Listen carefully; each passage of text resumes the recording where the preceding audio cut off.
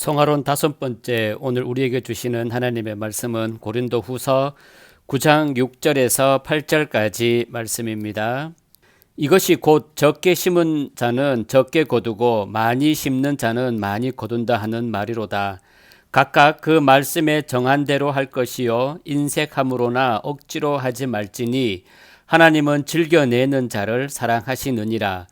하나님이 능히 모든 은혜를 너희에게 넘치게 하시나니 이는 너희로 모든 일에 항상 모든 것이 넉넉하여 모든 착한 일을 넘치게 하려 하심이라. 아멘. 하나님의 말씀입니다. 오늘 본문의 말씀으로 성화론 5번째, 착한 일이란 무엇인가에 대하여 우리가 알아보도록 하겠습니다.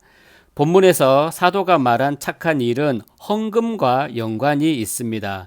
사도가 예루살렘 교회를 위해 고린도 교회에 헌금을 부탁하면서 착한 일이라는 말을 하고 있기 때문입니다.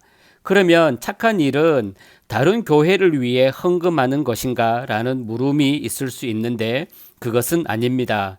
착한 일이 단지 헌금이라고 하는 것이라면 착한 일을 넘치게 하라는 말은 헌금을 넘치게 하라는 뜻이 되고, 결국 착한 일은 헌금을 넘치게 할 수 있는 부한자들과 또 헌금을 많이 보유한 부한교회에만 해당하는 일이 될 것입니다. 사도는 단지 헌금을 요구하는 것이 아니라 헌금하는 자의 마음에 대해 말하고 있습니다. 이것을 7절에서 각각 그 마음에 정한 대로 할 것이요 인색함으로나 억지로 하지 말지니 하나님은 즐겨내는 자를 사랑하시느니라 라고 말합니다. 사실 현대교회에서 이 구절을 이용해서 교인들에게 헌금할 때는 인색함이나 억지로 하지 말고 즐겁게 해야 한다고 말합니다. 겉으로는 사도의 말을 그대로 전한 것 같지만 실상은 아닙니다. 왜냐하면 인색함이나 억지로 하는 것을 헌금을 적게 내는 것으로 말하고 즐거운 마음으로 하는 것을 많은 헌금을 하는 것으로 말하기 때문입니다. 사도는 헌금 액수 때문에 억지나 인색함이란 말을 하는 것이 아닙니다. 만약 억지로나 인색함으로 헌금을 한다면 그것은 어쩔 수 없이 헌금한다는 뜻일 것입니다. 신자가 어느 때 어쩔 수 없이 헌금하게 되는 것일까요? 그것은 남의 눈을 의식했을 때입니다. 헌금할 마음은 없지만 신앙이 있다는 것을 보여주기 위해 하거나 체면 때문에 헌금하게 될 때 그 헌금은 억지가 되고 인색함으로 하는 것이 됩니다. 이러한 헌금은 믿음과는 상관이 없다고 할 수 있습니다. 반면에 즐겨내는 것은 남의 눈을 의식하는 것도 아니고 자기 이름을 위해서 행하는 것도 아님을 뜻합니다. 그렇다면 무엇이 신자가 즐겨내도록 할까요? 그것은 그리스도의 은혜입니다. 이것을 보면 사도는 지금 헌금에 대해서 말하기보다는 그리스도의 은혜에 대하여 말씀하고 있는 것입니다. 고린도후서 8장 9절의 말씀 보면 우리 주 예수 그리스도의 은혜를 너희가 알거니와 부요하신 이로써 너희를 위하여 가난하게 되심은 그의 가난함으로 말미암아 너희를 부요하게 하려 하심이라. 예수님은 부요하신 분이었는데 우리를 위해 가난하게 되셨습니다. 예수님의 부요와 가난은 재물을 뜻하는 것이 아닙니다. 예수님의 부요는 하늘의 영광된 존귀한 신분에 있습니다. 그런데 그러한 분이 우리를 위해 세상에 오시되 죄인의 몸으로 오시고 고난의 길을 가셨습니다. 우리를 위해 낮아지시고 비천의 자리에 처하신 것입니다. 이것을 가난하게 되신 것으로 이해를 한다면 예수님으로 인한 우리의 부요는 하늘의 영광된 신분의 자리에 앉게 된 것임을 알 수가 있습니다.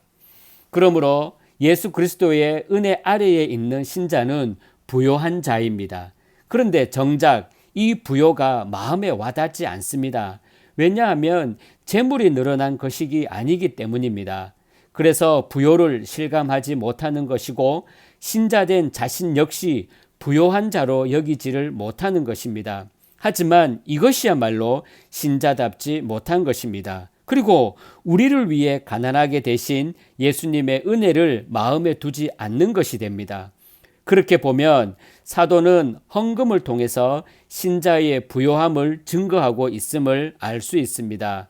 그리스도의 은혜 아래서 신자가 어떤 부요를 누리고 있는가를 증거함으로써 은혜의 세계를 깨닫게 하고자 하는 것이 사도의 의도입니다. 그래서 사도는 헌금이 아니라 은혜를 증거하고 있다고 말씀드린 것입니다. 신자가 이 부요함을 모를 때 인색함과 억지로 헌금하게 되고 부요를 알게 되면 즐겨내게 됩니다. 따라서 그리스도의 은혜를 아는 신자가 돈이 아까워서 헌금을 하지 않는 것은 있을 수 없는 일입니다. 헌금을 많이 하고 적게 하는 것으로 따질 문제가 아니라 어떤 마음으로 하는가를 생각해야 할 문제입니다. 본문 말씀 9장 6절의 말씀입니다. 이것이 곧 적게 심는 자는 적게 거두고 많이 심는 자는 많이 거둔다 하는 말이로다. 이 구절 역시 많이 거두려면 많이 심어야 한다는 의미로 이해할 것입니다. 헌금을 많이 하면 많이 거두게 된다는 것입니다. 하지만 이것은 많이 거두기 위해서 많이 헌금하는 것이 되기 때문에 제 아무리 많은 돈을 헌금한다고 해도 그 중심에는 역시 자신이 있기 때문에 신앙이 아닙니다. 여러분들은 이 같은 사실을 잘 생각할 수 있어야 합니다. 많이 심든 적게 심든 심었기에 거두는 게 있습니다. 그런데 우리는 무조건 많이 거두고 싶어 합니다. 그래서 많이 심으려고 합니다. 이처럼 많이 거두고 싶어 한다는 것이 신자의 부요 아래 있지 않다는 증거인 것입니다. 사도가 말하고자 하는 것은 적게 심든 많이 심든 신자에게는 심을 것이 있습니다. 적으면 적은 대로, 많으면 많은 대로 내놓을 것이 있다는 것입니다. 그래서 신자는 얼마를 내놓든 인색함이나 억지로 아닌 즐거운 마음으로 함으로써 신자가 은혜 아래에 있고 부요한 자로 살아감을 증거해야 한다는 것입니다. 바로 이러한 마음으로 사는 것을 사도는 착한 일이라고 말하는 것입니다.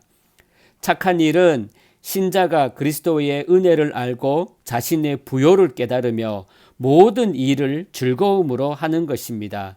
이것을 착한 일이라고 하는 이유는 신자가 즐거움으로 하는 그 일들이 다른 사람에게 그리스도의 은혜를 전하는 것이 되기 때문입니다. 즉, 다른 사람에게 주의 은혜를 나타내고 전하는 것이 착한 일이며 이 착한 일이 넘치게 하기 위해서 우리에게 그리스도의 은혜를 넘치게 하신 것입니다. 결국 하나님의 은혜는 나를 위한 은혜가 아니라 이웃을 위한 은혜임을 알아야 합니다. 고린도 교회의 즐거움으로 내는 헌금은 12절의 말씀대로 많은 사람으로 하여금 하나님께 감사하게 합니다. 13절에서는 하나님께 영광 돌리게 된다고 말합니다. 단지 헌금을 받아서 감사하고 영광 돌리는 것이 아닙니다. 자발적인 구제를 통해서 하나님이 자신들을 어떻게 도우시고 살리시는지 그 은혜를 깨닫게 된 것으로 인한 감사입니다. 은혜를 받았고 은혜를 아는 신자의 할 일이 바로 이것입니다.